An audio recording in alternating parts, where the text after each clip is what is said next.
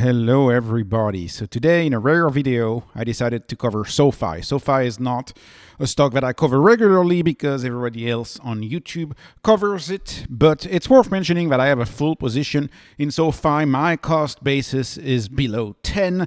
This stock has been a long-term hold for me. It's been a bit of a roller coaster, but to the upside lately with the stock nearing $20 and being back down as a result of Q4. Now I consider this drop an opportunity, no financial advice, but it's an opportunity because they essentially just disappointed on earnings guidance, and I don't care about earnings. I care about revenue growth and I care about EBITDA. So for me, this is a great news. I had an opportunity to listen to the call as well, and you just can't overlook the fact that Anthony Noto is a winner. He's got that under control. It's very, very clear to me. That's why I consider this stock to be a steady Eddie type stock. It's a sleep well at night type stock, and it doesn't require too much monitoring in my view. The internet does that for me. Like I said, it's perhaps as popular of stock as Tesla, for example. Maybe not quite, but very, very up there.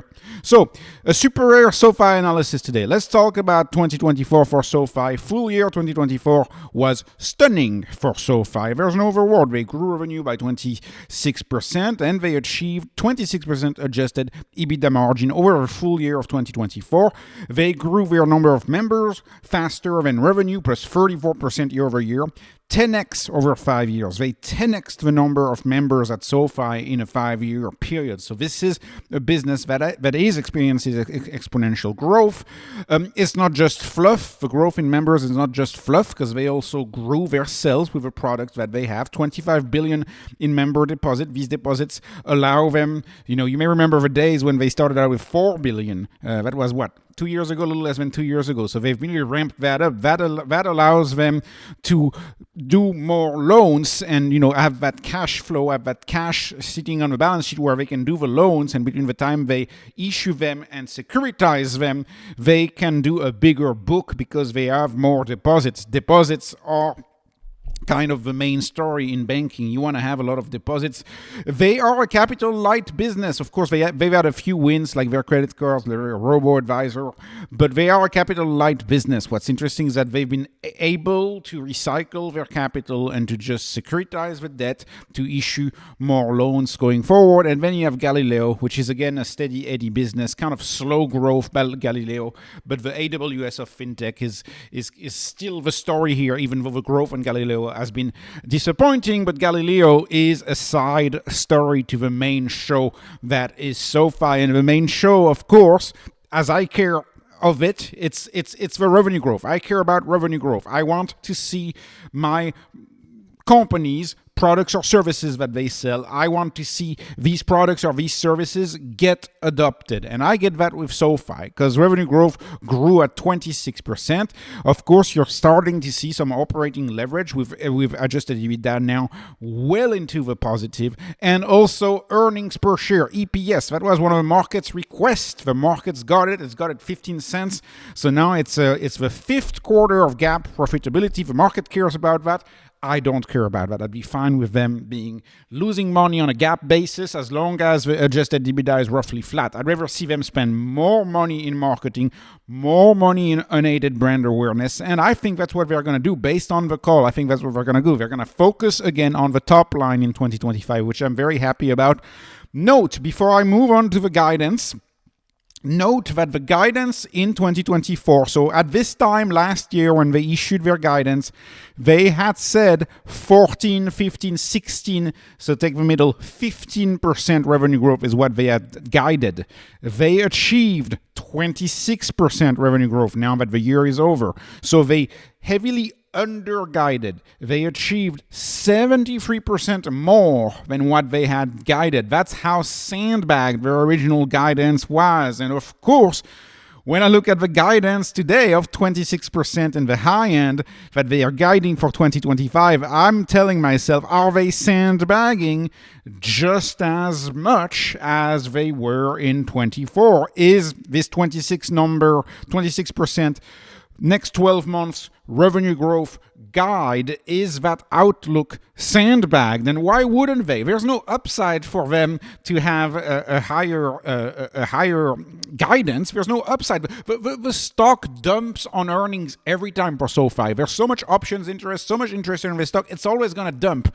So there's really no reward for them to give a high guidance. But anyways, if you assume, and of course you'll forgive me for using the high end here, given how they were able to blow past the prior 24 guidance. So if you do 26% guidance, I input that in my numbers. How much am I paying for the growth at SoFi? How much am I paying for that growth? I'm paying a 0.33.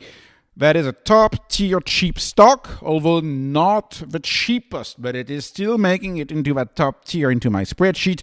They achieve a rule of 40 at a 52, 26% EBITDA margin, 26% growth. You add those numbers up, and that's a 52. And I left neobank in there. Of course, it's not updated with their Q4. They haven't reported yet, but I left neobank in there to show you that it's actually more expensive. Neobank is actually more expensive, which, for a company which arguably lately has been showing more risk because of the exchange rates and the US dollar strengthening. With SoFi, you don't have that risk. With neobank, you have an added layer of risk, and it's still more expensive.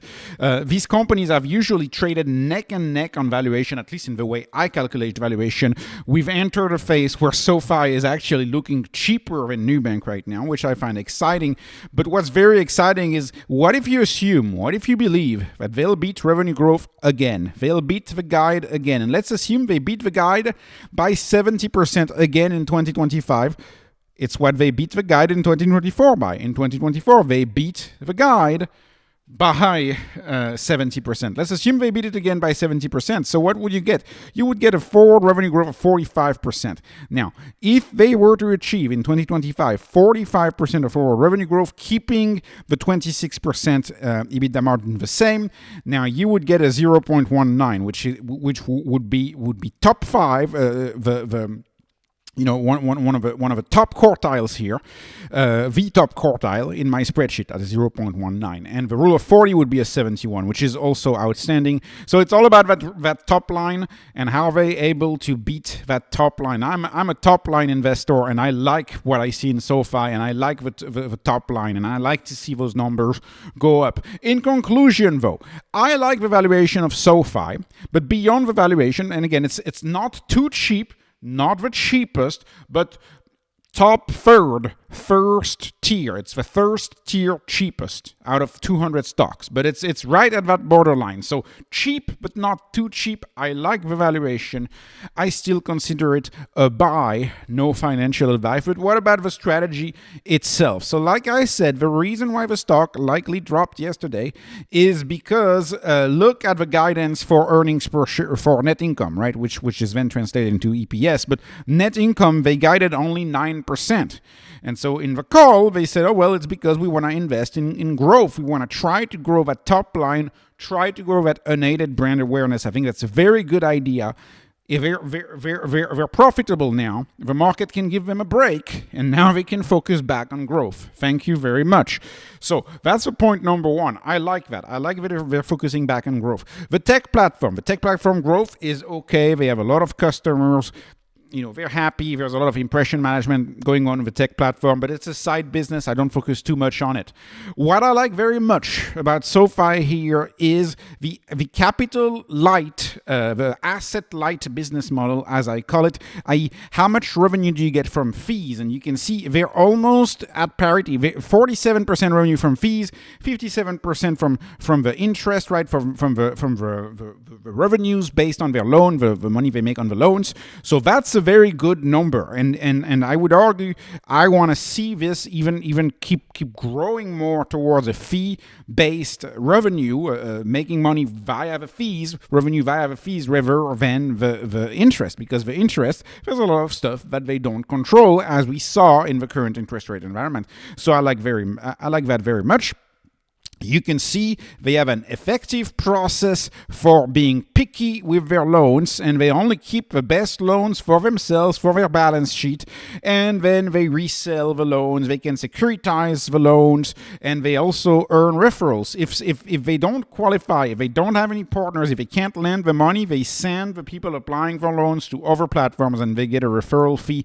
They got an economic lending model really well working here, and I like that very much. If you look at the delinquencies, and they're only showing me the personal loans one here, but you can see their goal is to be under 8% delinquencies over the life of the loan, and it looks like they're well under on the trajectory on both of these numbers. They are well under on the trajectory, so maybe they'll do like a 6% delinquencies over the length of the loan. This is a good performance metric, and I will conclude one last time, and if you find my very first videos on SoFi, I likely talk to you about the one-stop shop. Their strategy of being the one-stop shop for everything finance is still there. It's still working. Of course, if you've been following my coverage of SoFi for the longest time, you know what I'm going to say. Where is crypto? Crypto is missing. Well, they used to have it. They had to remove it.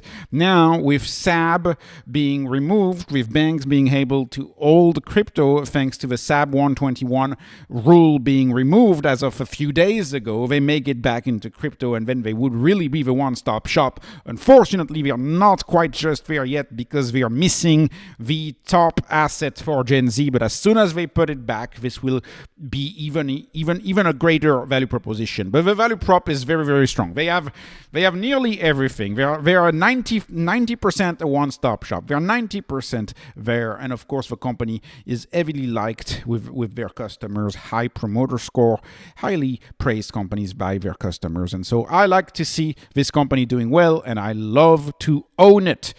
This was not investment advice. This was not financial advice. This is just entertainment. I'm hoping you were entertained. Please like, please subscribe, follow me on X, follow me on Patreon. Thank you for watching, and have a wonderful, wonderful day.